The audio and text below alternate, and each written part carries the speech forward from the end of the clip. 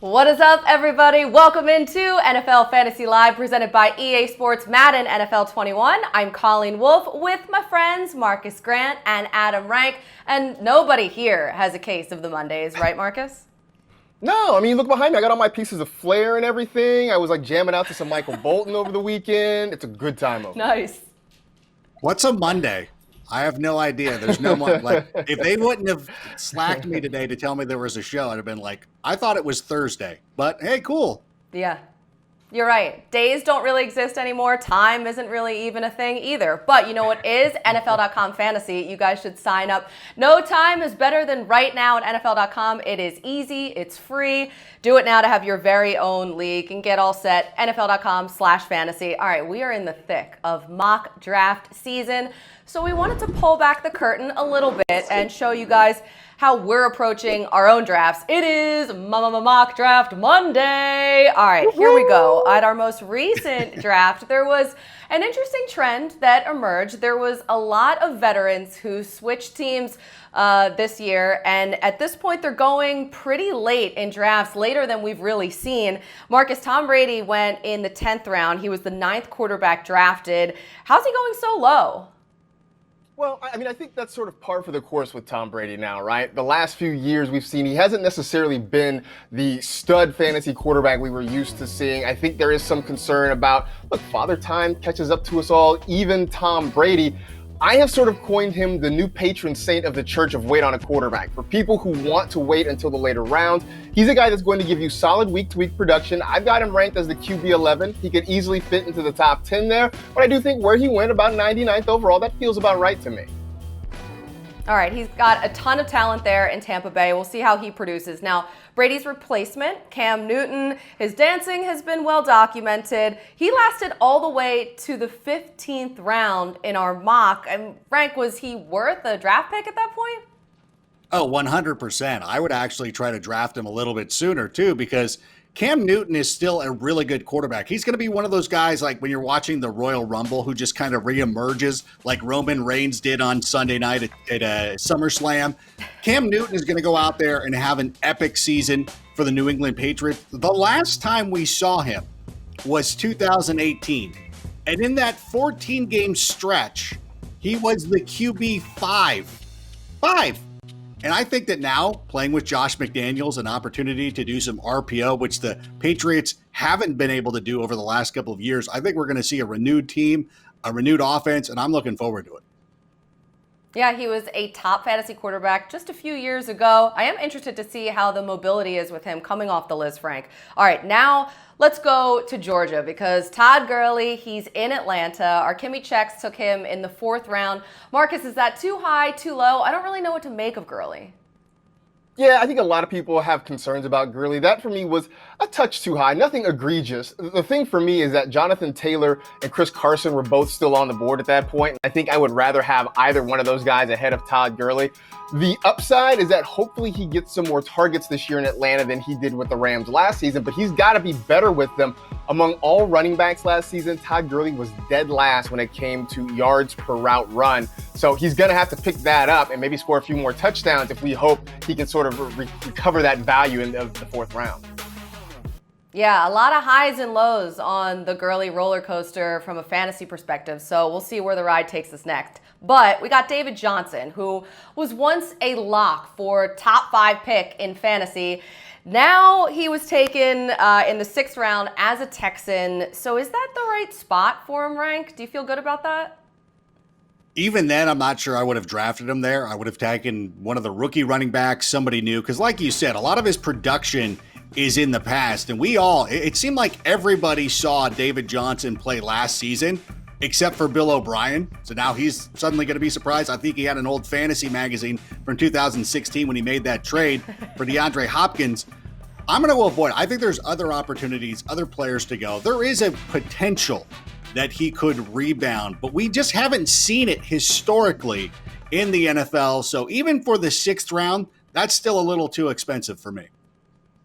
He's still talking 1,000 yards rushing and receiving. Not sure it's going to happen in Houston, but hey, if it does, he'll be a serious sleeper. Let's go, Marcus, to Jordan Howard. Now he's in Miami. He's going to split some time there with Matt Breida. You took him in the 8th round of our mock draft. Why did you do that? How did you feel about that pick? Yeah, I loved it. I'm going to pat myself on the back for this one. I have been targeting, thanks. I've been targeting Jordan Howard somewhere around that 7th, 8th, 9th round in as many drafts as possible. He is going to be the lead running back on a team that needs a guy who can run it effectively. Let's remember, Ryan Fitzpatrick was their leading rusher last year. They can't do that again. I would take a chance on him generally as a low round or low ranked RB2. I got him as my 3rd running back here, so I feel especially good about that pick. It's his 3rd team in as many seasons, but you know what they say, 3rd team's the charm. That is the saying, I think. Okay, so there are plenty of teams that have top fantasy talent options, on the same roster. I want to do a little teammate debate here. And Rank, let's go to New Orleans because they have 2 elite fantasy options there in Michael Thomas and Alvin Kamara. So which one is better of the 2?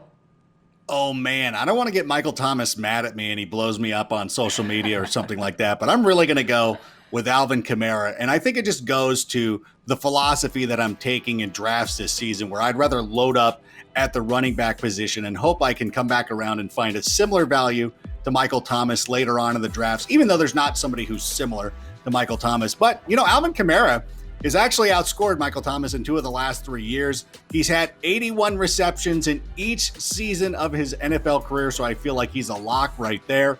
So again, this is more based on the way that I want to construct my teams. I want that solid running back, so I'm going to go with Alvin Kamara. Yeah, and he's back to 100%. He played most of last season on a torn MCL, which is wild. So all that rehabbing, it should pay off. Let's go, Marcus, to the Bucs wide receivers. Which wideout did you take in the 2nd round? You going to go with Mike Evans or Chris Godwin? I'm going to go with Chris Godwin right here. I mean, part of it was the strength of what he did last season with Jameis Winston as the quarterback. Now he's got Tom Brady, who should be more efficient. But Godwin runs most of his routes from the slot, 49% from the slot last season. Over the last 4 years, Brady has targeted the slot fairly heavily. Plus, Chris Godwin is pretty much more a yards after catch guy than Mike Evans has been over the course of his career. I think both guys finish in the top 15, but I'm going to go with Chris Godwin over Mike Evans right here. Yeah, he probably has a higher floor based on those lower risk throws that Brady loves to have. So Rank, in the desert, we got Kenyon Drake and DeAndre Hopkins. They're both sort of on the border of rounds 1 and 2. So if you have an early 2nd round pick, which Cardinal are you going to go with there? I'm going to go with Kenyon Drake right here, and I wish I was more musically savvy to drop some Drake lyrics here. Like, I wish there was a player right? with the last name of like Rancid or Blink-182, whatever. Like, I'm a 90s pop punk guy, so don't hold it against me. But here's the thing. When he was traded from the Dolphins to the Cardinals, he became a completely different player, 8 touchdowns in 8 games with the Birds last year. And I look at him as somebody who is going to be able to take that step forward. And again, this goes back to what I was talking about with Alvin Kamara, where how I am constructing my teams in 2020 is having 2 solid running backs. And if I'm in a position to draft Alvin Kamara and Kenyon Drake, I think that's a league-winning position to be in. Big fan of getting quality running backs early in your draft. And you know what, Rank? He agrees with you. Kenyon Drake tweeted this over the weekend. This is the face you'll make when I help lead you to a fantasy championship this season. Rank, that's the face I made when I won the league last year. Exactly like all that. Right, Big you. smile. Hey, here we go. Still is. Ahead. Our running back positional breakdown. How do we rank the running backs and who might be a sneaky good mid-round back? Our answers could win you a championship, which you can shove in all your friends' faces. As NFL Fantasy Live, presented by EA Sports Madden NFL 21, continues.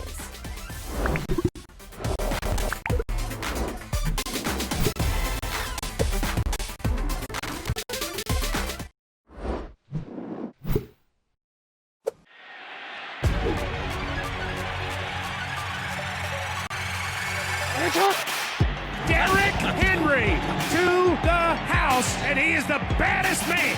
An effortless touchdown by Dalvin Cook. Into Elliott to the goal line, banging it in. Walk the dog. There goes Barkley. Oh, baby. He's to watch. Wow. Alvin Kamara. That's the explosive play out of AK. A lightning bolt. McCaffrey takes it home. Yes, sir. He scores. Shall we do some positional breakdowns? I say yes. Let's check out the running backs here. And we're going to start with the top tier options here, the guys that are going to fly off the board in all of your drafts. And Marcus, why is Christian McCaffrey the consensus #1 overall pick? Why is the sky blue? I feel like I should ask you. I mean, there is no such thing as a one-man offense in the NFL, but Christian McCaffrey was about as close as we're going to see. I mean, he played 93% of the snaps, had 52% of Carolina's total touches, 40% of their scrimmage yards, 51% of their total touchdowns last year. No reason to believe his usage rates are going to change significantly. So Christian McCaffrey, just, the floor is incredibly high. The ceiling is even higher. No reason to not take him at #1. You know what? May I say something about Saquon Barkley? Because this Please do. dude averaged close to 20 fantasy points last season. He was the RB7, but people are walking around talking about him like he was a bust. Like, I had to have a conversation with some of my friends the other day trying to convince them that Star Wars Episode 8 was a good movie. And it's like, look, it might not have been what you thought it was going to be, but it was still good. The same applies to Saquon Barkley. And with Jason Garrett there, I am not going to be surprised when Saquon is the RB1 this season.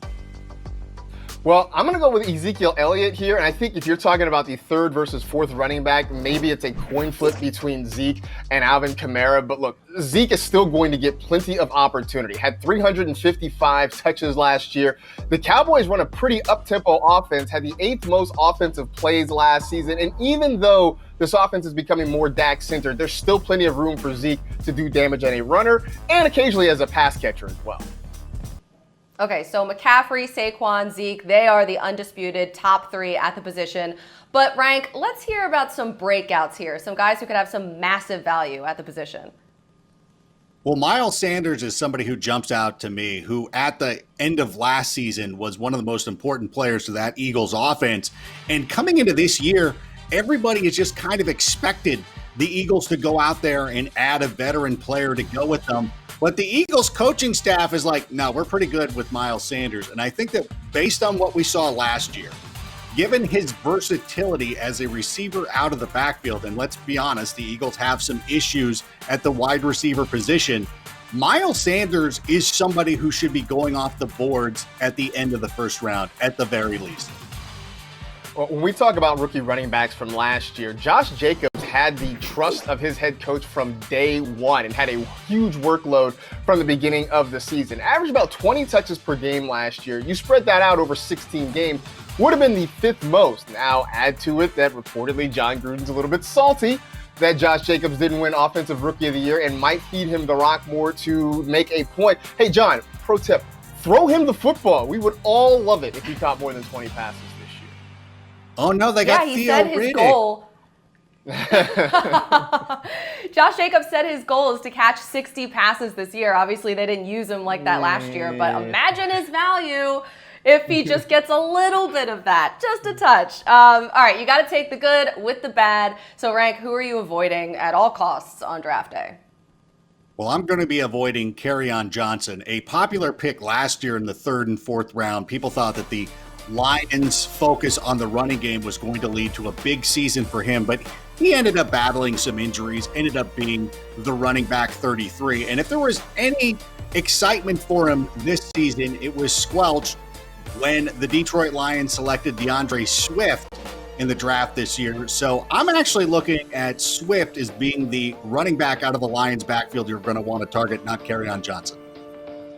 I have been a little bit queasy about drafting Leonard Fournette this year. And last year he fell to me in the 3rd round, and I was kind of like, eh. And then he surprised me by catching 70 passes. I don't think that's going to happen this year because they added Chris Thompson and they drafted Laviska Shenault. And right now, the Jaguars seem to just want to be rid of him, and that alone is enough to make me uncomfortable about having him on my fantasy roster. Yeah, I feel like in that situation, you just gotta trust your gut, Marcus, and everybody out there. But hey, once you do have your RB1 to carry your team, you gotta watch him work. You can watch live, local, and primetime games for free with the official app of the NFL or the Yahoo Sports app on your iPhone or tablet. Plus, get all your latest breaking news, highlights, and more. Download the NFL or Yahoo Sports app in the App Store or at NFL.com/mobile today. So when we come back, what if I told you there was a running back who finished in the top 20 at the position the past 2 years and you could draft him in the 11th round? Well, we'll tell you who it is and why he ranks among our mid-round gems. That's next on NFL Fantasy Live.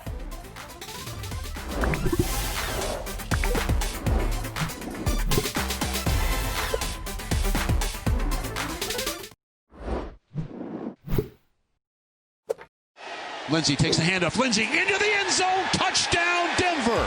They run it left side. Lindsey runs right into a brick wall. Keeps churning. And into the end zone. He's got a Denver touchdown. They run it left. Lindsey cuts back. Lindsey to the goal line. Touchdown, Denver. They hand it off to Lindsey. Runs straight ahead. Left side. Spins into the end zone. Touchdown, Denver. Time for High Upside, presented by Caesars Rewards. We're looking for some mid-round gems here, guys, that popped up in our latest experts mock draft. And Marcus, Phillip Lindsay in the 11th round? Yeah, I think that fear of Melvin Gordon being there has really depressed Phillip Lindsay's draft value, so you get him in those double-digit rounds. But I'm hard-pressed to believe he's going to completely go away in this offense. He's had consecutive 1,000-yard seasons. He's had consecutive years where he's been a top 20 fantasy running back. And now reports are he's going to split the starter's role with Melvin Gordon. Now, keep in mind, this wouldn't be the first time that Melvin Gordon lost some touches to an undrafted free agent running back. Anyway, the other guy that I'm sort of looking at in this area, and I know, right? Think about it. This one is going to set my mentions on fire on social media. Ronald Jones, who has been arguably the most polarizing player in fantasy this offseason, but he has been the best running back in Buccaneers camp so far. And yes, I know Bruce Arians has misled us on running backs before, but I think we're going to get an answer pretty early in the season. Ronald Jones and the Buccaneers have one of the friendlier running back schedules. So if Rojo doesn't get it done early, I think we'll start to see more Keyshawn Vaughn and more other options, Dare Ogunbowale and what have you. So we'll know pretty quick whether or not this is going to pan out. All right, Adam, I know you have a couple guys too. You might not want to tell us since we're all in the same league together, but that's not what we signed up for. No, I understand that it's my Hippocratic oath to let you know what players I'm looking at. And one guy that I've really focused in on is Tevin Coleman.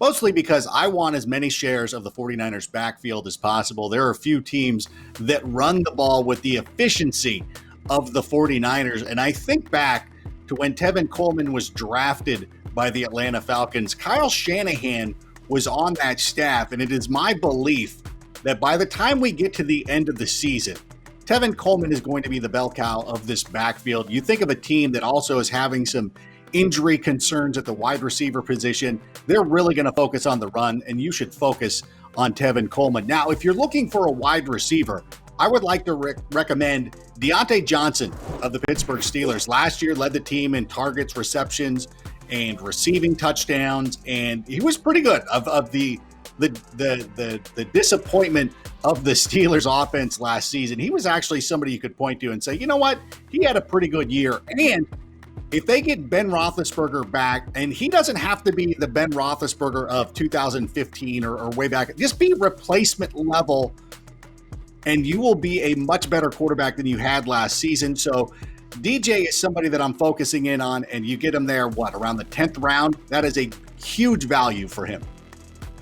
Yeah, he had that success with Mason Rudolph and Duck Hodges. I cannot wait to see what he's like out there with Big Ben. That was High Upside, presented by Caesars Rewards.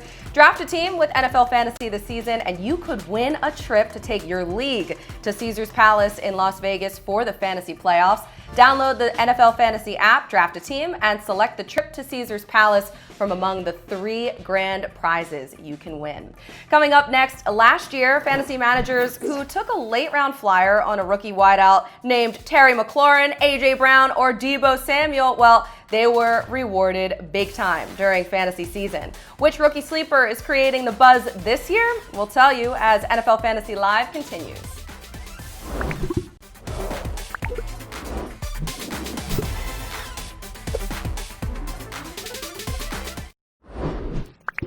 Hey rookies, it's time to raise your game, presented by EA Sports Madden NFL 21. Listen, we've heard all about the rookies everyone's excited about. Clyde Edwards-Helaire, Deandre Swift, Jerry Jeudy. Okay, we get it. How about some fantasy sleepers from this rookie class, Rank?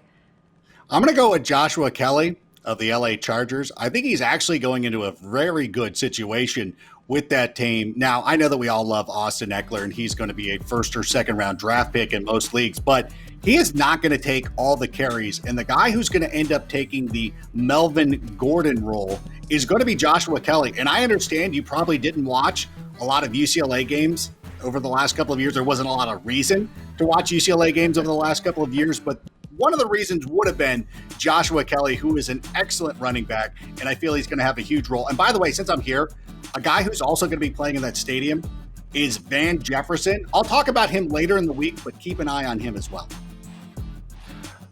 Well, I'm going to talk about Laviska Shenault down there in Jacksonville, and I mentioned him briefly when I talked about Leonard Fournette earlier. You're talking about a guy who's a very versatile piece. He was a jack of all trades at Colorado, lined up in multiple positions, can catch the football from pretty much everywhere, and I expect they're going to do the same with him down there with the Jaguars in that offense. The other name to keep an eye on is Bryan Edwards, and the Raiders knew they needed pass catchers, so they went out, they drafted Henry Ruggs, they get Lynn Bowden, but they also drafted Bryan Edwards, who's having a very good training camp, could work his way on the field and see some targets.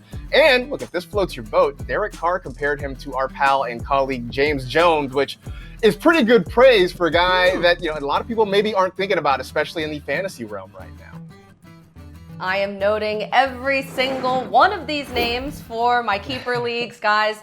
What a fun Monday this was. Thanks so much for hanging out. We will be back on Wednesday, 6 p.m. Eastern, and we are breaking down the wide receivers class. That's a big one for you guys as you get ready for your fantasy season. Until then, everyone, take care, have fun, and happy mocking.